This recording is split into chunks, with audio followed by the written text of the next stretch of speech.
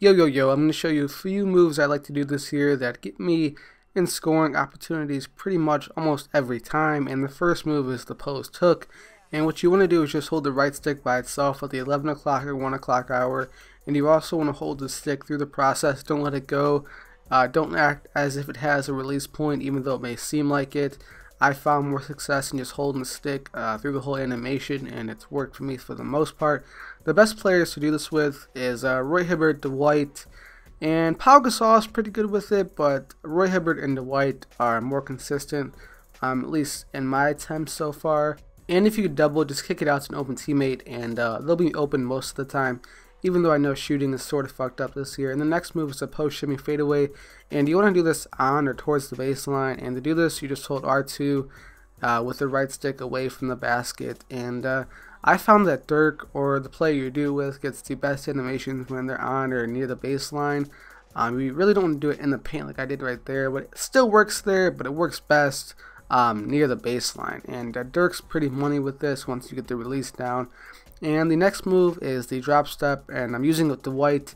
And to do this, you want to hold the left stick towards the basket. Well, you want to hold it again at the 11 o'clock or 1 o'clock hour and tap square towards the basket while doing that. And you should be able to get a standing dunk this year, but I've tried almost like 50 times with Dwight, and he just hasn't got a standing dunk for me. But he finishes almost every contact layup in the paint. And also keep the 3 in the key foul rule in mind. You want to do this kind of fast. You want to do it towards the charge circle or the key circle, and you pretty much money right there, because you're either going to get fouled, double team where you can kick out, or Dwight's going to finish through the contact and score for the most part. But yeah, I was trying this with Blake, DeAndre, Pau Gasol, Joakim Noah. No one would get a standing dunk, and it's weird because if you notice in the video, I mean, there were plenty of opportunities to do it, but they just wouldn't do the animation. But the player who does all three of the moves pretty well is Carmelo Anthony. You're going to see the post hook first, and he's pretty solid in the post this year. Once the patch comes out, I think he will solidify his spot as a top 3 player in the game.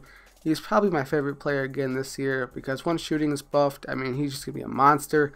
And money games will be on the way next week. I think World Gaming is supposed to debut their new site next week, so I should be getting on there and playing a couple games for you guys. And the patch could also be coming out next week. Hopefully Sony and Microsoft get on the ball and release that. And also be on the lookout on Twitter and stuff. There will be promo codes for the guide, like 10% off and stuff like that, so keep your eye out, keep your eyes peeled for that. Just search the hashtag NBA 2K15 strategy guide and you will see it there. Also, LeBron is good with these moves. Kevin Durant not so much, because he's not as strong with the drop step, and you're going to need a stronger player to finish through the contact with the drop step. And also, I talked to Chris Manning about the play. When you use individual plays from other teams' playbook, the games will like instantly lag out online. And I talked to him about it, and he said I'll pass it down to the devs. So there you go right there. And if you enjoyed the video, drop a like and subscribe if you're new to my channel. And if you want more 2K15 tips as well, I'm out. Peace. Yeah.